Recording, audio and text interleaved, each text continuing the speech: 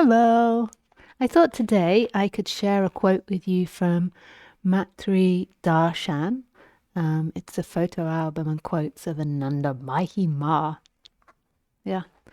So this one is from when she met Yogananda. There she is. My finger's pointing at Yogananda, and then there is Anandamayi Ma. And yeah. So Yogananda asked Ma to tell him something of her life. And Ma replied, Father, there is little to tell. My consciousness has never associated itself with this temporary body. Before I came on this earth, Father, I was the same. I grew into womanhood, but still I was the same. When the family in which I had been born made arrangements to have this body married, I was the same. And Father, in front of you now, I am the same. Even afterwards, though the dance of creation changes around me in all the hall of eternity, I shall be the same. I mean, what poetry! How beautiful! I think she's like in her mid-20s when she met a young Yogananda, and then that is her reply to him. It's so beautiful. And one thing that a lot of people don't know about Anandamayi Ma is that she wasn't educated, so she couldn't write or read, and she wasn't educated in scriptures, so that's not something she's learnt or that she's parroting from other people. That is just her way of expressing it. And this is what I feel like what she means by that is that she's no longer associated, or she never was actually. She was born without identification, and then this big transformation happened in her 20s. But she was never associated or identified with the body. There was always a deep knowing of who she was. It's that alive presence.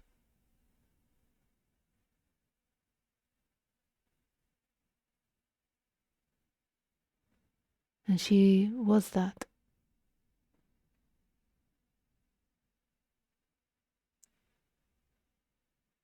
So before I came to this earth, Father, I was the same. So I was that one energy. So in our terminology and non-duality terminologies, I will try to interpret what she means. Not that it needs any interpretation, it's kind of perfect as it is. But what we are is we are this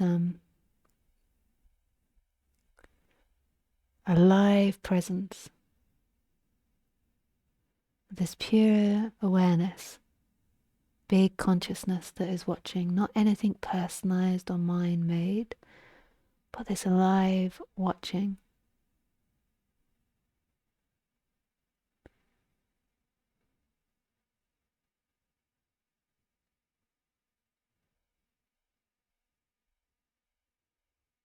And this alive watching is prior to anything. But this watching isn't a known thing. This watching is absolute unknowing. So it knows, but doesn't know. So it recognizes, but doesn't recognize. So now when you're sitting, listening to me talk, and watching me,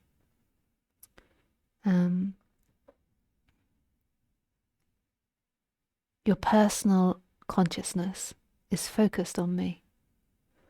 But your big consciousness, your big awareness, knows the trees behind me, the plants behind me, the wall, the shelves, the door. There is a knowing of that instantaneously. And then your personal consciousness is focused on me, and there is interpretation of me in the mind that's happening. But in all of that, there is a consciousness that instantaneously knows itself. And you can recognize it in the fact that it's without any effort knowing the trees that are behind me or the sofa that's behind me. What the mind is always focused on and the person is always focused on is what you're interpreting in the thought land and in the dream land. And it's just living in that personalized consciousness. And that personalized consciousness focuses on me and thinks it knows me and feels like it's someone that knows me, someone that's interacting. But you have this big consciousness that's prior to that, which everything is arising in, that isn't focused or localized, that knows. There's a knowing of this aliveness. But it's so radical and so pure. And it's always there. But it's just hidden by the personalized consciousness identifying with thoughts. And this zooming in on thoughts and feelings and the body and stories. But you always know this awake, big consciousness. You always know it. When you wake up in the morning, everything is known prior to you coming in. You don't switch on that big consciousness. It's there instantly. It's the birthright. It wasn't switched off in deep sleep. There was just no things in deep sleep to be aware of. So nothing was happening. So actually you are aware of deep sleep or conscious of deep sleep.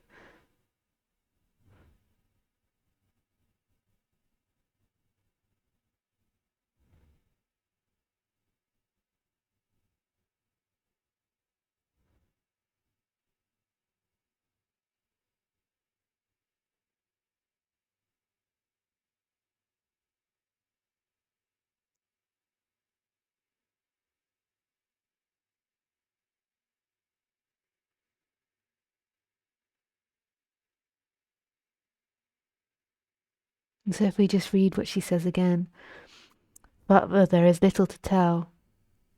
My consciousness has never associated itself with this temporary body.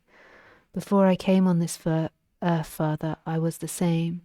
I grew into womanhood, but still I was the same. When the family in which I had been born made arrangements to have this body married, I was the same. And Father, in front of you now, I am the same. Even afterwards, though the dance of creation changes around me, in the hall of eternity, I shall be the same. So there's always this same big consciousness, and this consciousness knows and doesn't know. It's empty and full. It's formlessness and form. And it's not perception of anything. The consciousness is all the things. There is no division.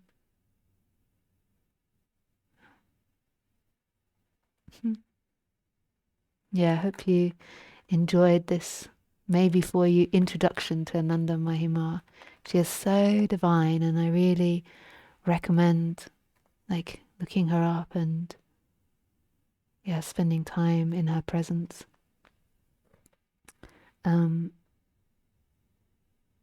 It's really interesting because she's more of a bhakti teacher, even though she also teaches non-duality and speaks about non-duality. But she's not easy to read through books. And because of our training in the West, people want a book like Nisargadatta's I Am That or Ramana Maharshi's books in order to read her teaching and to understand her teaching, and that's their first access to her. But she's not like that. Like, her teachings can't easily be condensed into a book. So you have to find her through resonance, through recognizing the stillness in her.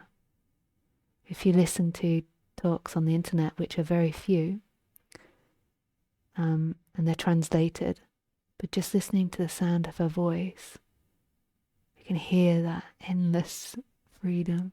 It's so beautiful. And then she also sings as well.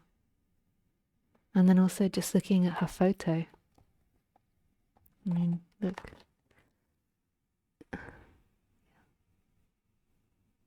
Can you see it? Can you see God there? She's the perfect mirror of God.